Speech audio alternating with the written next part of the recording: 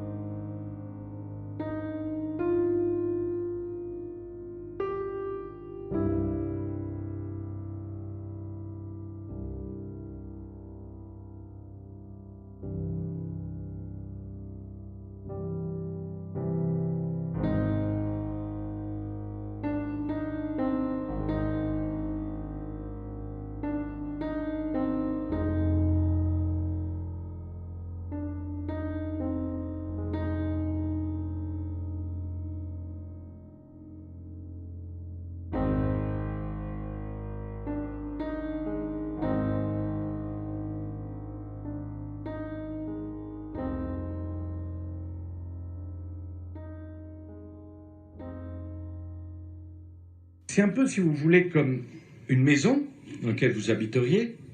Il y a une canalisation qui explose. Elle se déverse dans la cuisine. Le réparateur arrive et vous dit: j'ai une solution. On va garder la moitié pour la cuisine. On va en mettre un quart dans le salon, l'autre quart dans la chambre des parents, et si ça suffit pas, on a en réserve la chambre des enfants. Je me suis dit, mais c'est quand même incroyable de pouvoir dire ça, quoi. Et d'autant plus de savoir ces gens qui sont derrière lui rire de sa blague. sa blague amère. Il ne faut pas oublier que c'est quand même ce type qui a engagé la guerre en Libye, en Syrie, qui a mis ces pauvres gens à la rue, quoi. Ils n'ont rien demandé, eux.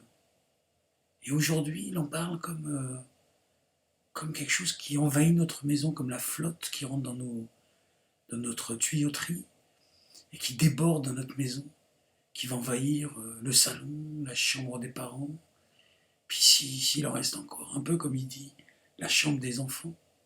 C'est d'abord une invasion de flotte, quoi. Mais c'est incroyable, franchement, j'étais sur le cul de savoir qu'en plus, je n'ai pas entendu parler de cette affaire, ce scandale, à travers nos médias. Personne n'a rien dit, tout le monde est omnibilé par les pseudo-débats de primaire. Mais voilà ce qu'on raconte dans ces débats-là, quand on va voir les gens. Voilà ce qu'on dit des êtres humains qui quittent leur pays, soit pour des raisons de guerre, ou soit pour des raisons économiques, parce qu'il n'y a plus rien à bouffer quand même, il n'y a plus rien à bouffer. C'est quand même insensé de pouvoir déborder intellectuellement cette réalité-là en pensant...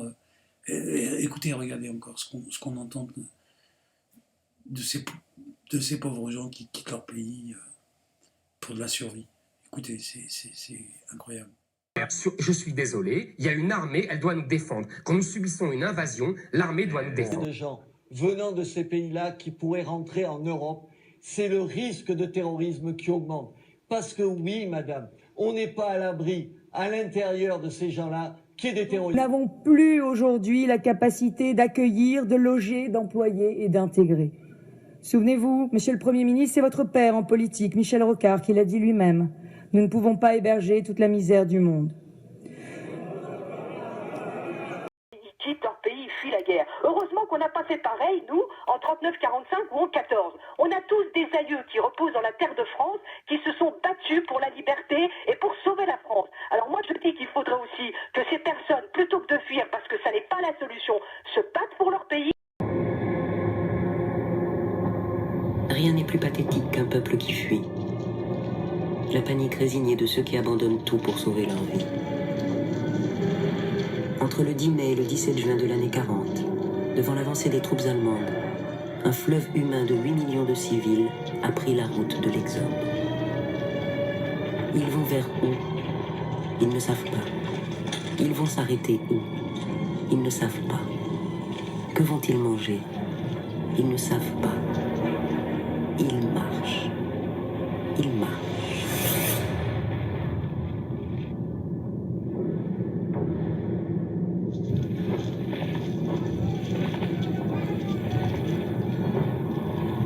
Mais Madame Morano, il faut savoir que fuir les bombardements, fuir la misère, fuir la famine, c'est juste humain, quoi. Donc ça s'est produit chez nous, ça se produit aujourd'hui en Syrie, en Libye, et malheureusement ailleurs. C'est absolument l'instinct qui nous appartient à tous, l'instinct de survie. Donc au lieu de raconter des conneries, Madame Morano, essayez de vous cultiver un petit chouïa, juste un petit chouïa. Ça suffira pour vous empêcher de dire des conneries. À moins que, évidemment, vous faites comme le Front National, vous en faites votre propre business. Donc vous faites de la misère humaine votre propre business, jusqu'à aller mentir aux citoyens pour qu'ils puissent voter pour vous, parce que vous leur mentez, comme le Front National d'ailleurs, et d'autres, juste pour attiser la peur, juste pour construire un sentiment de peur, de panique, alors qu'il n'y a pas lieu de faire ça.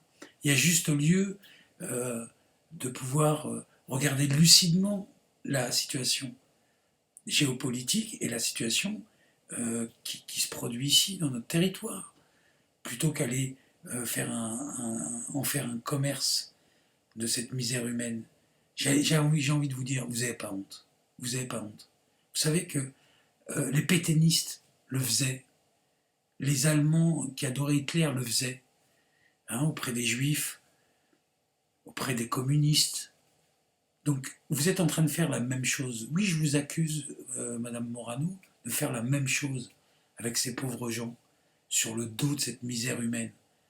Donc, en tant qu'élu de la République, à mon avis, hein, vous devriez avoir honte, très honte. Comme Éric Zemmour, comme Robert Ménard, euh, comme Marine Le Pen, comme sa nièce. Mais enfin, là, regardez, j'ai découvert un sujet sur le Front National pareil, mais moi, ça ne m'étonne pas, je le sais. Ils en font un vrai business, en fait. En réalité, ils en font un vrai business. Ce business de la misère humaine, exactement avec les mêmes procédés qu'un vendeur de chaussures, quoi. Sauf que le vendeur de chaussures, il a tout le mérite de travailler honnêtement. Voilà, donc je vais vous montrer un autre petit montage et vous allez voir comment que le Front National profite de cette misère humaine.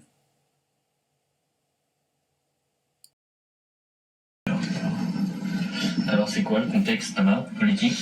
Le contexte politique, on est le premier parti depuis 3 élections. Ouais. Dernière régionale, on a fait 37,63% en triangulaire. Donc autant dire que la droite a beaucoup de mal, la gauche n'existe plus. D'accord.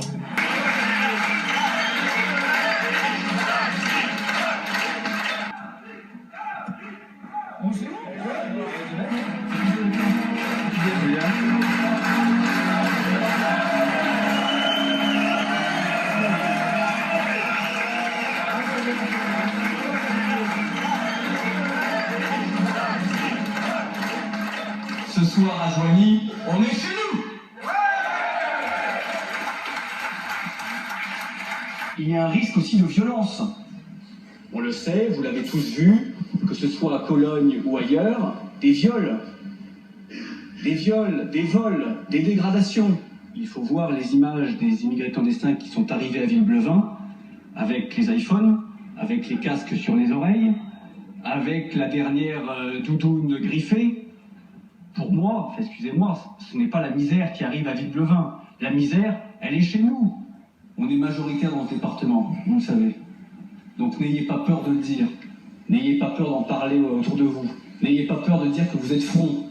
C'est pour ça que je suis venu aussi, pour vous dire que Marine ne pourra pas gagner cette campagne électorale toute seule, qu'elle a besoin de vous, qu'elle a besoin que vous alliez convaincre vos familles, vos amis, vos proches, tout le monde, pour qu'elle puisse être élue. Sa campagne, son combat se fait au nom du peuple, tout pour lui, rien contre lui. Vive Lyon, vive Marine et vive la France.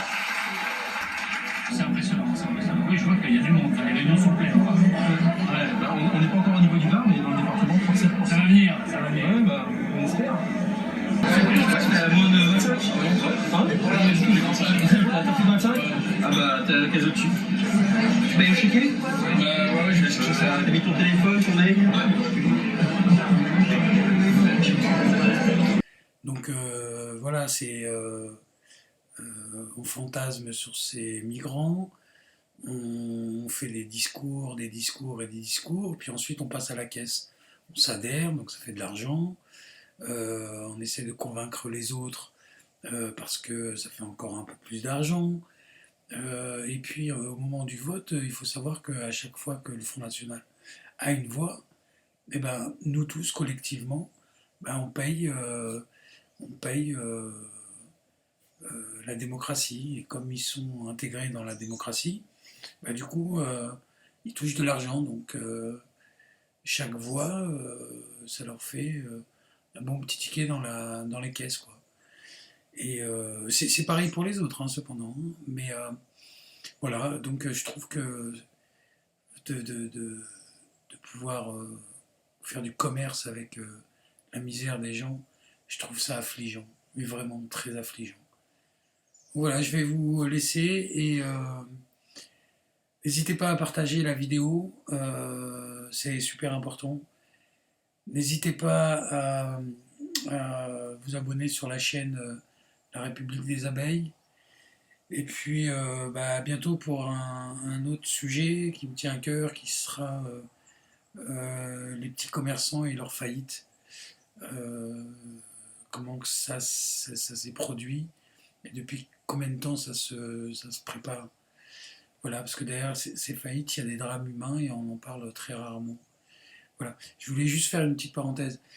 je ne suis pas en train d'accabler les gens qui votent le Front National, vraiment, très sincèrement. Je suis juste là pour dialoguer avec eux parce que je me sens aussi citoyen qu'eux. Et voilà, il est nécessaire qu'on passe du temps d'une manière ou d'une autre, à travers les réseaux sociaux, à pas s'insulter, mais à pouvoir dialoguer concrètement et sur des faits réels, quoi, et pas sur des fantasmes ou des sentiments de peur qui, euh, qui sont chers aux politiques et notamment ceux de la droite et l'extrême droite et même ceux à gauche, hein, la fausse gauche de Solferino, évidemment. Donc voilà, partagez cette vidéo et n'hésitez pas à laisser des commentaires, n'hésitez pas à vous abonner à la chaîne République des Abeilles et à très bientôt.